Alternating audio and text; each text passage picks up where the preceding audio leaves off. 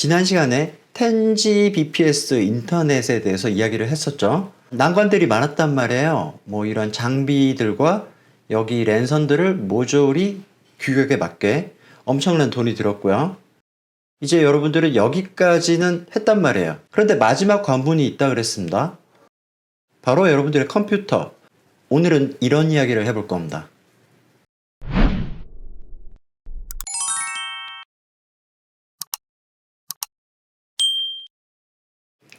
안녕하세요, 베테우스입니다. 지난 시간에 이어 텐지망 이야기를 해볼 건데요. 여러분들이 여기까지는 했다 그랬어요. 그러면 마지막이 이제 컴퓨터인데 이게 결국 컴퓨터의 메인보드로 연결이 되는 거잖아요. 메인보드 뒷면에 랜포트에 랜선을 꽂아야 되는 거란 말이에요. 메인보드를 한번 살펴봐야 되겠군요. 단어화로 갑시다. 메인보드를 검색해 보겠습니다. 옵션을 열어보면 자, 여기 유선랜 속도 여기를 보시는 거예요. 우리는 10G를 쓸 거죠? 얘를 클릭하고 제일 싼 거부터 볼까요?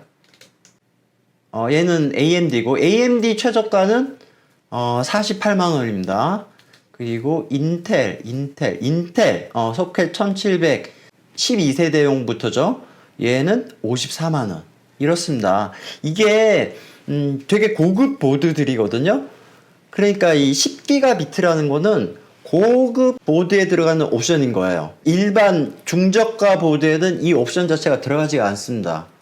그러면 여러분들이 10기가비트 속도를 위해서 이거를 새로 사야 돼?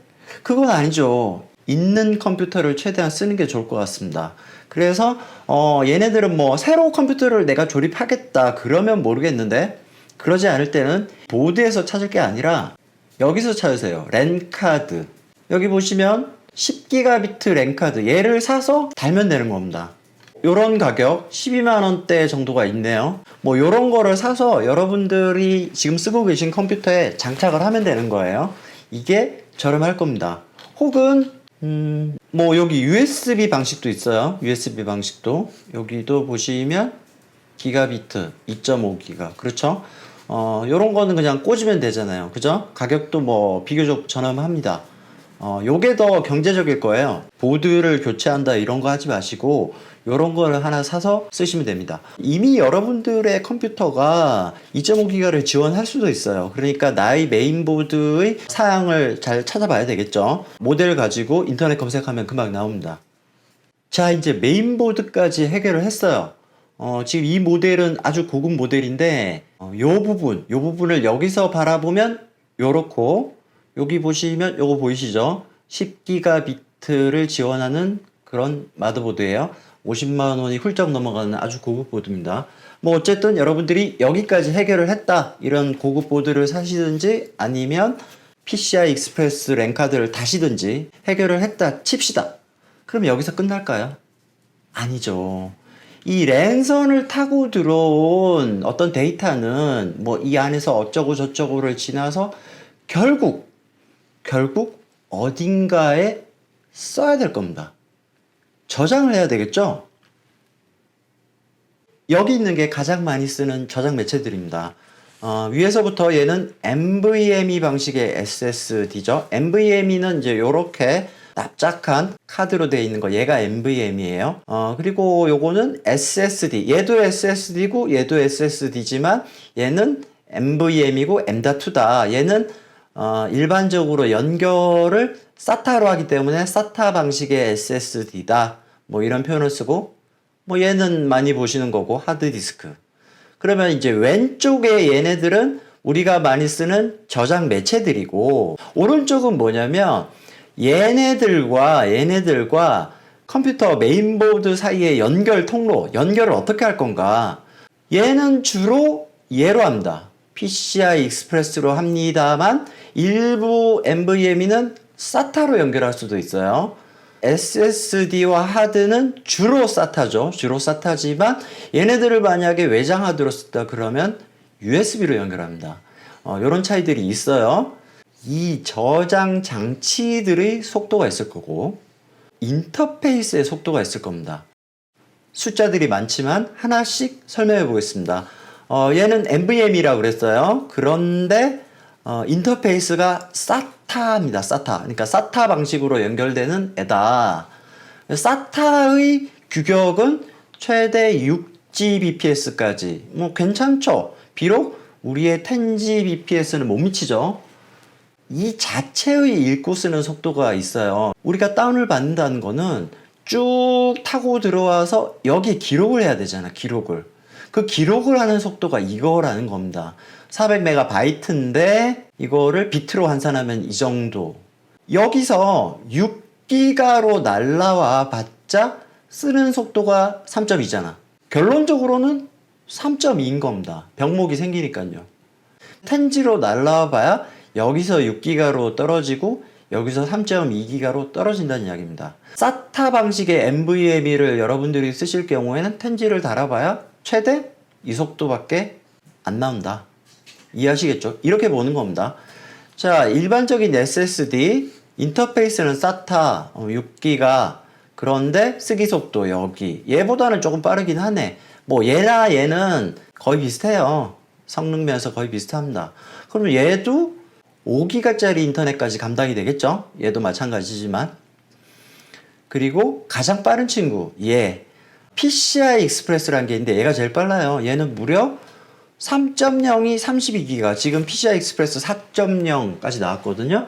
5.0도 나오긴 합니다만 어쨌든 PCI 익스프레스 3.0만 해도 32기가 bps니까 10G를 감당을 할 겁니다. 그리고 읽기 쓰기 모두 20.8, 24.8이니까 10G 인터넷이 의미가 있으려면 우리의 저장 장치도 이걸 달아야 된다는 이야기죠. 제일 비싸요. 이 중에 제일 싼 건 얘죠. 가장 많이 쓰고. 이 보세요. 얘는 SATA 인터페이스 6G인데 실제로 이걸 읽고 쓰는 속도가 이겁니다. 이거 5기가 bps도 뭐 아무 의미가 없겠죠. 이 속도로 다운될 테니까. 그런데 이 하드디스크와 이 PCI 익스프레스 방식의 NVMe의 가격 차이가 보통 6배에서 8배 정도 나요. 게다가 얘는 지금 현재 최고 대용량이 뭐 2테라 대충 그렇거든요. 얘가 2테라짜리가 한 40만원 정도 하는데 하드디스크는 뭐 제품에 따라 다르긴 하지만 보통 12테라, 14테라 그 정도가 한 40만원대입니다. 그럼에도 불구하고 여기까지 내친 걸음이 있지. 모조리 NVMe로 PCI 익스프레스로 바꿀 거야. 바꿨다고 칩시다.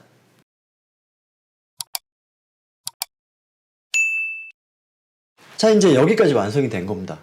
정말 부푼 마음으로 이제 진정한 10G망을 즐길 수가 있을 거야 라고 생각을 하시겠죠. 이런 경우로 생각해 봅시다. 이겁니다. 이게 어떻게 보자면 정말 마지막 관문입니다.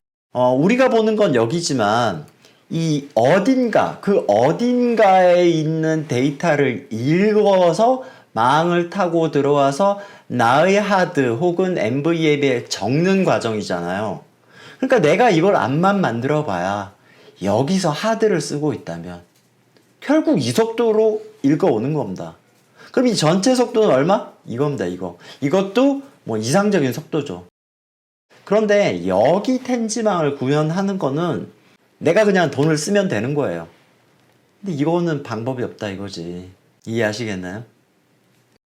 10Gbps 인터넷 아직은 감당할 수가 없다. 이게 저희 결론입니다. 자, 그런데 여기서 포기하기에는 조금 아깝죠? 이렇게 공부를 많이 했는데 아주 간단한 네트워크 구성도예요. 이 네트워크의 내부망을 2.5G로 바꿔보는 겁니다. 그런데 이 공유기가 좀 비싸고 마땅치 않다. 그러면 스위칭 허브까지만 2.5G로 바꿔도 됩니다. 그리고 컴퓨터를 허브에 다 물리면 되겠죠. 2.5G 스위칭 허브가 15만원 뭐 그 정도 합니다. 그리고 이 랜선들은 여러분들이 cat6를 사용하고 있다면 가까운 거리에 어느 정도 2.5G가 나올 겁니다. 마지막으로 컴퓨터의 메인보드가 이미 2.5G를 지원하고 있을 수도 있고요. 그렇지 않으면 뭐 2.5G 랜카드 하나 사서 달면 됩니다. 얼마 안 해요. 여기까지 비용이 별로 안 들었어요. 마지막으로 여러분들의 저장 장치. 웬만하면 요즘 SSD 다 쓰고 계십니다. 하드디스크만 쓰고 있다고 해도 1.99기가니까 2.5G가 의미가 있죠. 자, 이 상황에서 40기가짜리 파일을 복사한다고 생각을 해봅시다. 40기가가 큰 것 같지만 영상 작업하시는 분들은 100기가짜리도 있고 뭐 그렇습니다. 얘를 B에서 A로 복사하는 거예요. 그런데 B에서 A로 갈 때는 얘를 거치죠.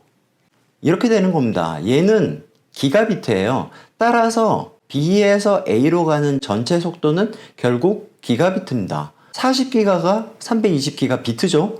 속도는 320초가 나올 겁니다. 이번에는 B에서 C로 복사를 할 거예요. 2.5기가 막 내부에서만 돌죠.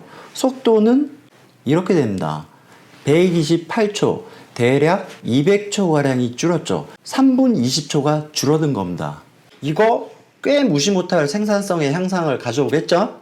이 외부망, 인터넷망과 별개로 이 내부망만 해도 2.5기가 bps는 상당히 쓸만합니다. 저는 그렇게 생각을 해요. 외부도 2.5G를 쓰면 그건 할만하지 않을까요?